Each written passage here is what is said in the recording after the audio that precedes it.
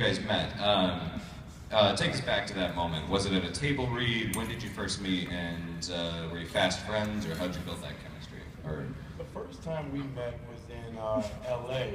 at a party for the Oscars. I think it was either the Emmys or the Oscars, and it was the InStyle magazine party. The viewing party, and that was about a year before CATWS. Before you were even cast, I guess. Way before. Yeah. But you know, those parties is all about eating for me. Mine's good catering, dog. I'm gonna sit over here getting these short ribs for a minute. So, you know, it was like, what's up, how you doing? Now the evening goes on. That's when, you know, it's LA, so 10 p.m. people are like, oh my God, I'm so tired. You know, I gotta go get electrodes. So, that was pretty much it. We live a very uneventful lives. We're the boring people. All right, so first a huge fan, and then I want to ask a question. In the series of Captain America, there are lots of supervillains. So if you're asked to play one supervillain from the Captain America theories, like the Red Skull, Murdoch, or Baron Zemo, or Crossbones, who would you like to play? Well, that guy already kind of did one. So.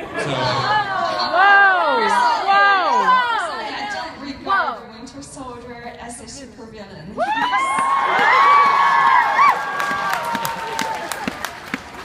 That's really sweet.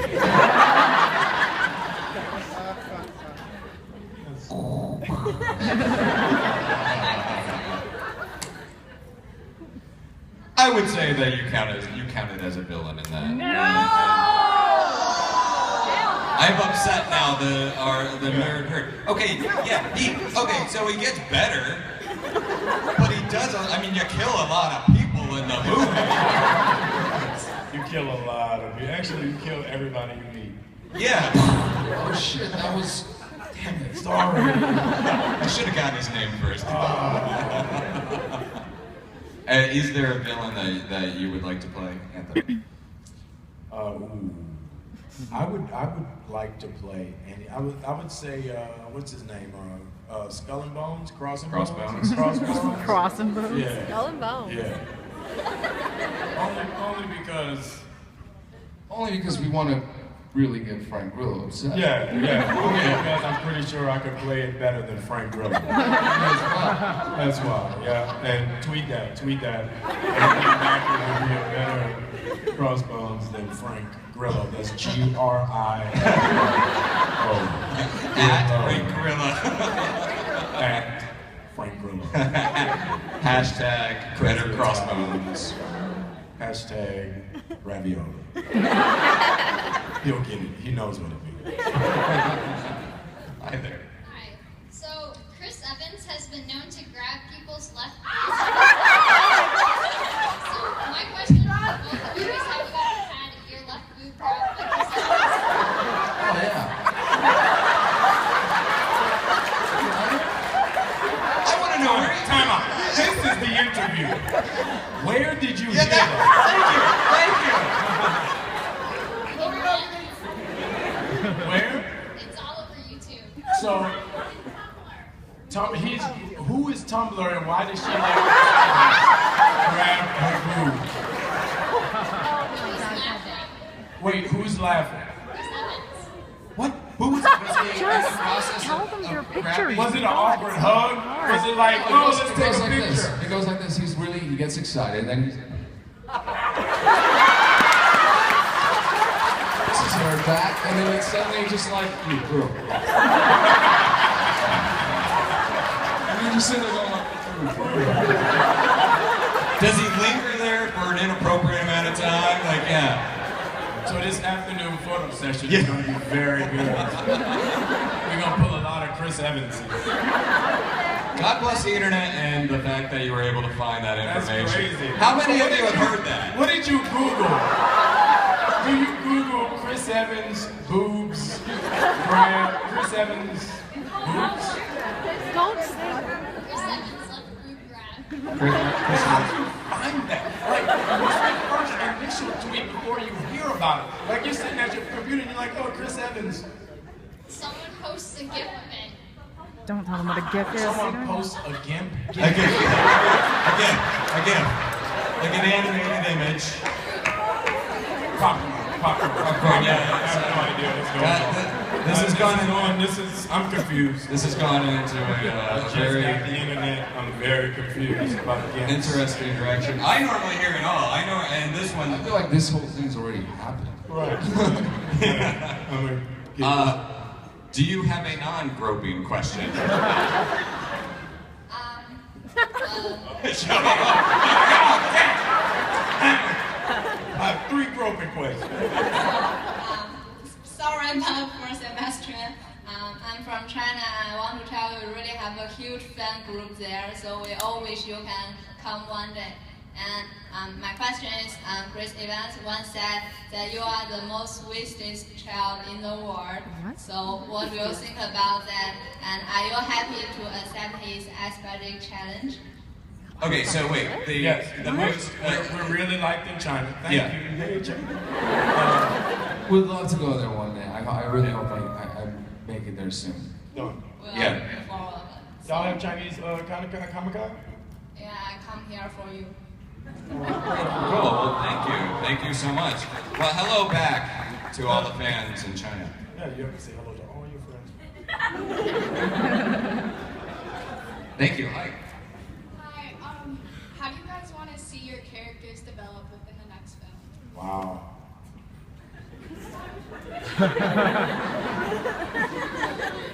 I don't.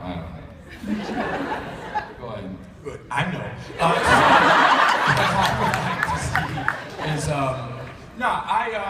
It's interesting. There's so much stuff on the internet about Bucky becoming Cap, about Chris Evans only having one more deal on his movie thing, and Robert Downey Jr. might become Falcon. There's so much stuff going on. So, It's true. I read that too. ever since Tropic Thunder, he's like, I can be Falcon. The Hulk's got a cameo in Teenage Mutant Ninja Turtles. See what I, yes. The Hulk is the Teenage Mutant Ninja Turtles' cousins. Okay. So, I would like for Cap to, and this is my Cap 3 synopsis. Cap and Winter Soldier go looking for Bucky. They become friends. Oh, Cap and Falcon. I think you just wrote yourself out of the script, man. They go looking for Bucky. They become friends. Now when Falcon get mad, supervillain. No, spoiler alert. Cap and Falcon go looking for Winter Soldier. They find him. They go through this traumatic ordeal of him transforming back into Bucky, girl that wants the miniseries. And then once he goes back to Bucky and we get all the craziness out of his head, then we become a 3-man duo and we go out and be sick. Yeah, see what I mean? He's got a shield, he has an arm and he has wings. See, right? Great, catchy music, and we save the world. Yeah! And then we go beat up Batman and Superman. On the same day, actually. Yeah. And keep the theme song too. I like that. Let's take a question from the Frankly Chat app. They said, what is the hardest part about preparing for your role in Captain America? So, just when you get this job and you're part of this larger universe, is the very first thing you do stock up on comic books? How do you kind of get into that entire continuity? I mean, it's all of that. For me, it's always like, you just want to do the part justice, and there's a lot of takes on it, and the comic books is where you go, but you can't help but pay attention, to how you guys feel about these characters, and where you want it to go, and also you don't know where they're going to take the story ever, so you're kind of always working on trying to implement things for the future. So it's a lot. I threw a big party at my house. A preparation party. Yes. I like it. Hi there. Hi, I'm Evelyn. This is very loud. And I hear you like karaoke. Is that true? You like karaoke? We Is are that true? karaoke Shut up. enthusiasts. If the follow-up question is, if No, you're it's going to not. ask them to sing, No. the answer is no. They're not big No. fans I of it. just sung a song, so deal with that, first of all. Second of all, yes, we are karaoke aficionados. Well, if you had to sing a duet together, what would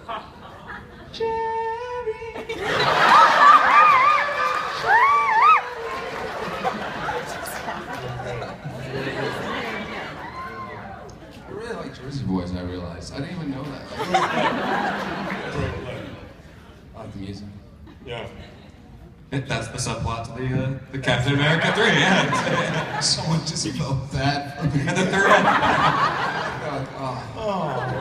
third act is they just go to Broadway and watch Jersey Boys. Cool, 30 seconds ago. Jersey Boys. Starring the Winter Soldier.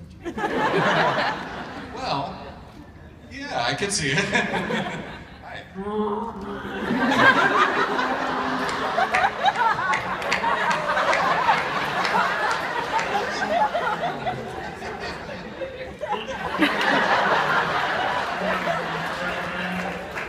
That would be good.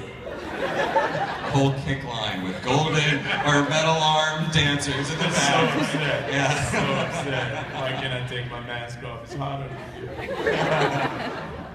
Cameo by Bane, maybe. My cousin Bird. It'll be like a new Daft Punk. No, Winter Soldier, we cannot sing this one. I'm gonna sing the chorus. Sorry, I was Like Bane, like no, get you away. Hi there. You both do beautiful work. Thank you for pleasure granted. Mr. Stan, how many languages do you have? What?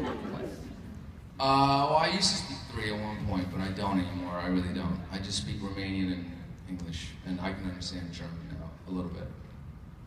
All right. Boom. Thank you. How many languages do you speak? I speak two. Not trying to brag. All right. Bye. Hi guys.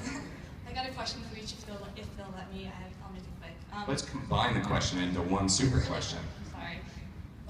Okay, Sebastian, I want to ask you about Kings. So this is like 5 years late, but that was such a good show, you know, and your character was really great. I love Jeff Huntsman.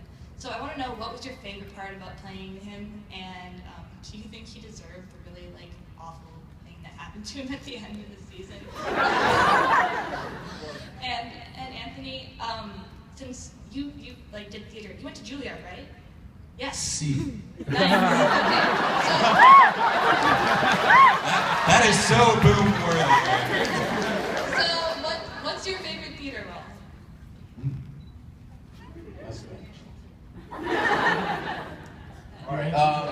Yeah, no, I think he deserved that. You know, I mean, he kind of was the own, you know, his own maker in the end. I mean, it was really hard for me to be a part of that because I always wanted so many more things for that character, you know. But you have to honor the script, and that's how he was written, and you know, he was very limited in a lot of ways. But I had a great time working on that. Cool. How'd you like working on I'm a huge, I love theater. I go to the theater all the time. I do theater all the time. But it's my dream to do a musical. And I mean old school, dancing, like Cleavon Little, music, right? And there's this musical called Pearly. And if you haven't seen it, they did a PBS TV movie of it like in the 60s. I used to watch it every weekend as a kid on PBS. And that's one of the greatest actors of all time, Cleavon Little, played Pearly. And that's once I become famous enough, I'm going to do Pearly, and I don't care if 20 people see it, and we close in 5 days.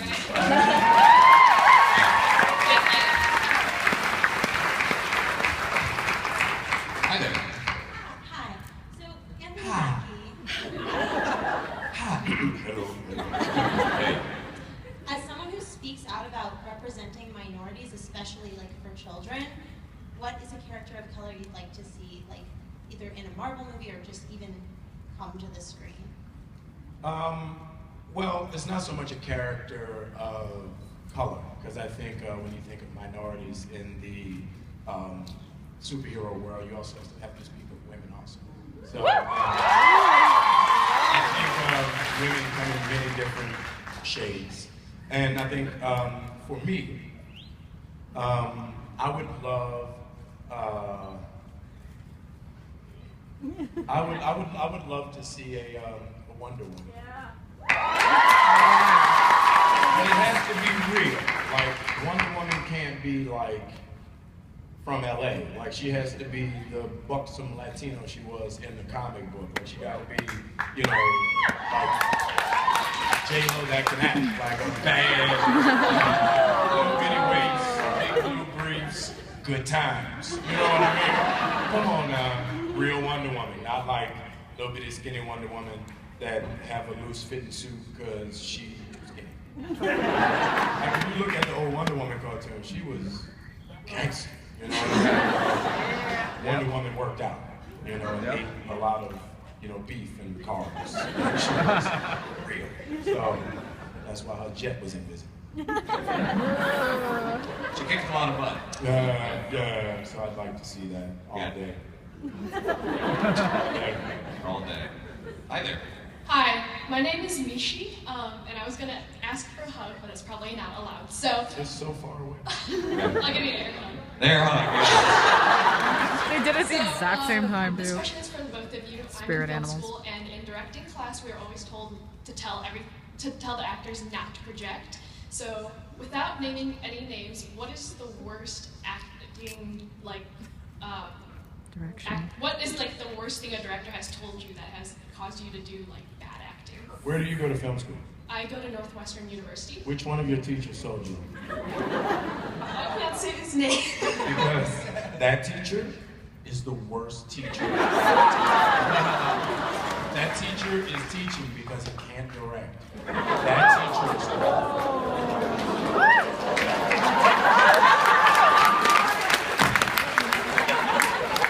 The last thing you want to do as a director is go to your actors and say, look, don't do this. Stand there, raise your arm, look at the lights, walk away, roll sound. That's what you don't want to do. You want to you want to hear what your actors have to say. Give them the freedom to bring themselves to that character and then work around that. But you're going to have a whole movie like this. Silent paranoia. Yes, it's called ADR. Your teacher is spending a lot of money on ADR. Everybody projects. The 50% of the people on the microphone go, hi. That's how you speak. That makes no sense. You want your actors to be free and uninhibited, right? No, you meant like projecting emotion. Like, don't like. It's even project worse. Don't overact. Yeah. Oh, that's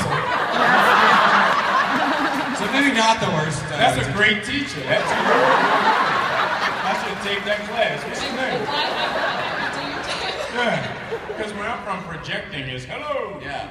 Yeah, like don't like bad acting, like over. So like I was just wondering like what is something a director has told you that has like made you do bad acting. I want to take that class. That's a good idea. Best teacher ever. Yeah. Yeah. I'm gonna send that teacher an award. I think he'd be really happy about it. There was the worst thing that I ever got was I was an ADR, and I'm not going to name this project, but it was a while ago, and I was there, and the director was literally just telling say it like this, you know, like when you go up there, and I was like, when you go up, like and he was just basically giving me like the line to say it like that, like how you wanted to do it. So I just wanted to be like, well, why don't you just get up there and do it?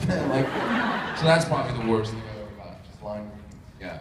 When you're establishing rapport with the director, what's the very best thing that they can do when you first meet with them to instill confidence? And It's all about trust. I feel like, you know, they gotta give you a certain kind of freedom, and they gotta know when to let you sort of have confidence to take a chance, and they gotta know when you need help from them. You know, it's a very tricky. Look, I'm not a, you know, I don't want to be a director right now. You know. You have to think about it like a good analogy. A movie is a car. An actor is the driver. The director is the GPS. So if your GPS is like, stop, wow, you're gonna hit something. You know what I mean? But no matter what you do at the end of the day, even if you're Spielberg, you know, when people came out of Lincoln, they came out of Lincoln talking about Daniel Day-Lewis because it was his face. You know, so at the end of the day, as the actor, you have a responsibility to that character, and it's the director who's supposed to put you in a position where you can develop and turn that character into an actual person. That's what the Russos are so great. That's why I think all of us had such a good time on Cat, because the both of them together were like, yo, let's make it good. You know, and they honed in on our individual skills as opposed to setting the movie on us that they wanted to make. Yeah, you can't, you know, you can always have an idea of where you want things to go, but you have to be able to be open to it, other things happening when you get on set. 80% of directing is casting. All right. 82. And your teacher would agree, because he's a really good teacher. Such a good teacher. So good.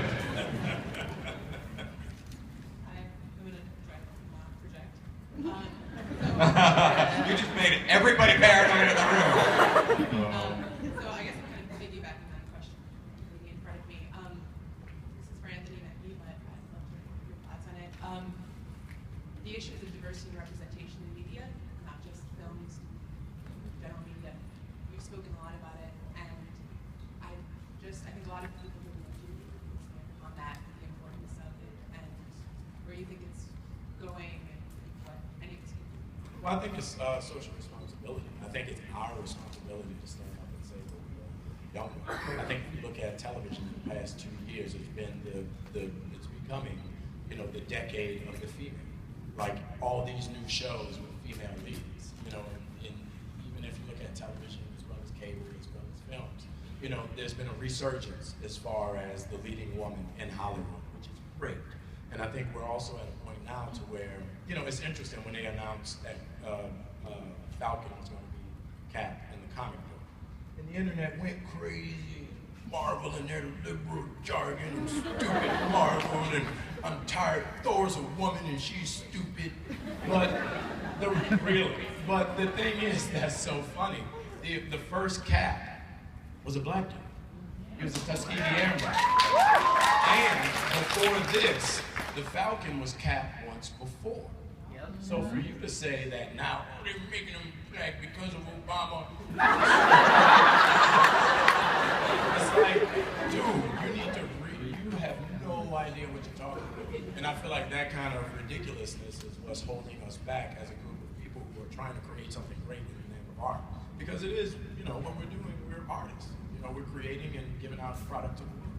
So I think we're finally at a point now where we're at a stepping stone and precipice to move to the next evolution of what these characters can be and what we want to see as far as our entertainment. And that's a female Thor and Cat brother. I mean, there was a lot of that out there, of those people, but there was also, I would say, like a majority of people that were ready for it. I mean, yeah, of course. and look at all these guys. Are you guys ready to see these storylines that reflect diversity? Yeah. I mean, and I think that these guys outnumber the. I agree. But you know, the internet, one dude would tweet something under 50 different names 1,000 times. Yeah. It's like, that dude's good. And not a good speller.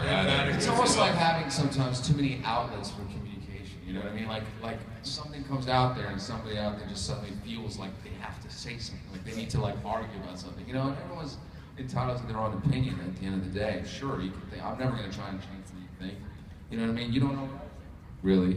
So, you know, at the end of the day, you can say whatever you want, but it's all really up to you to kind of like know and separate what's really the truth and like what really means something, or is just another noise. Yeah, I like the idea of the female Thor. I love the idea of a chick picking up a hammer and handling her business. That's cool.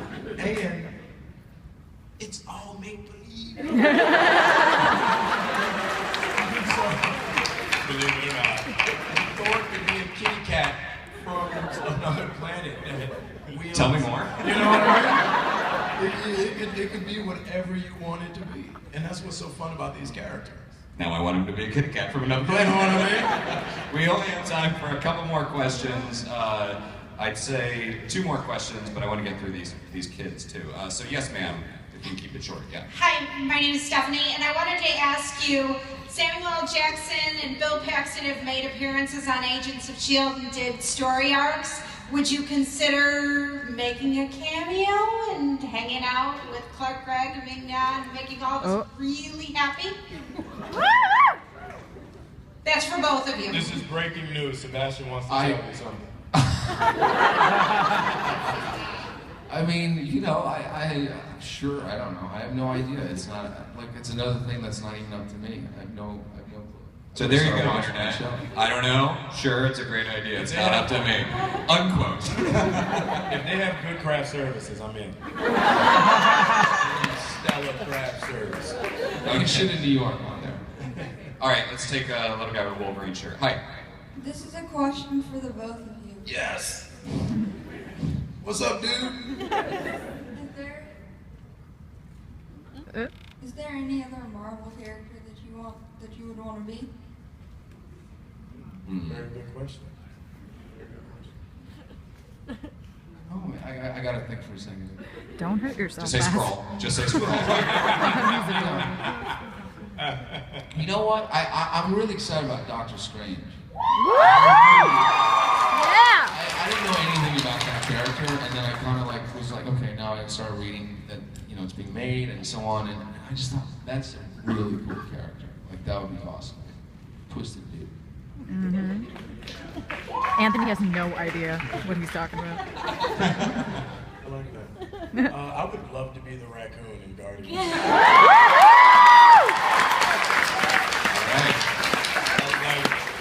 That's my dude. It was a good raccoon. Yeah. Me and him on a Saturday. Havoc. And imagine, that would be a funny movie. Yeah. All right, we're over time, but sir, just to balance it out, another little Wolverine. Hi, buddy. When you ask your question, throw up your claws, all right? He's taking the mic. All right, somebody. Before you two were actors, This is why Wolverine doesn't do Q&A questions, just saying. before you two were actors, who inspired you two? Whoa.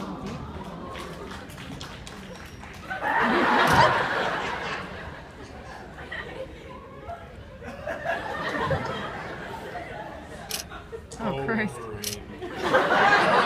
Before I was interested in acting, there were two things that really were on my radar, and that was like astronomy and WWF. So all those wrestlers were my heroes. Yeah. I wanted to be an engineer. I have 2 older brothers, and I had an amazing dad, and all of them were like counter, number, fixer, builder, breaker guys.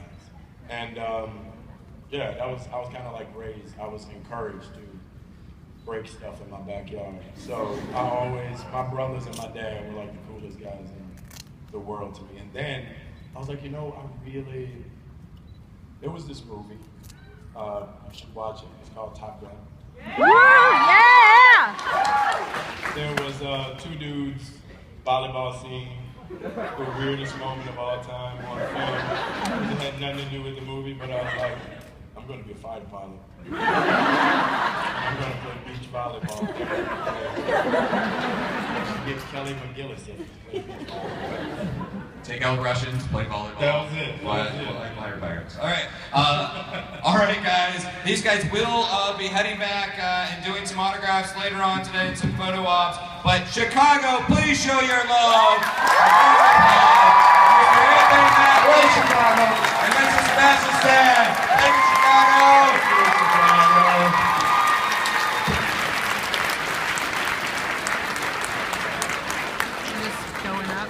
People are just going up to be like, oh, we're gonna go to like a juice guy.